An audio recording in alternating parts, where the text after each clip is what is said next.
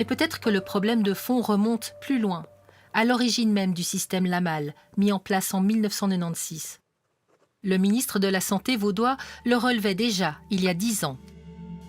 C'est le système que malheureusement le peuple a voulu garder. Pierre-Yves Maillard, conseiller d'État vaudois, président des directeurs cantonaux de la santé.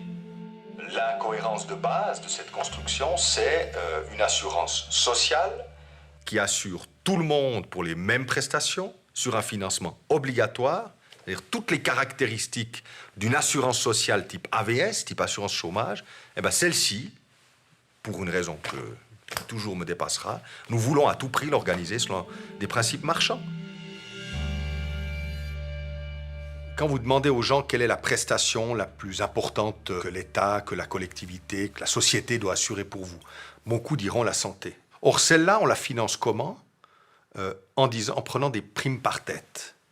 Ça veut dire quoi une prime par tête ? C'est ce qu'on faisait au Moyen-Âge, quand on prenait des impôts sans tenir compte de la capacité économique des gens. Si on est nombreux, on paye plus que si on est seul. Et si on est pauvre, on paye la même chose que si on est riche. Ça, c'est les principes de ce système de prime d'assurance maladie.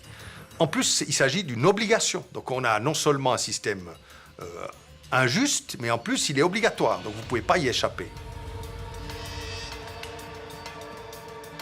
Dans la répartition des dépenses de santé en Suisse, les citoyens payent 29% pour les primes de base, 29% pour des paiements directs et 8% pour les assurances complémentaires.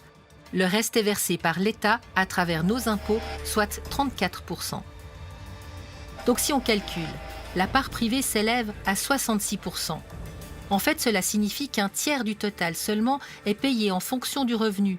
2 tiers n'en tiennent pas compte. En la matière, la Suisse est le pays le plus inégalitaire d'Europe.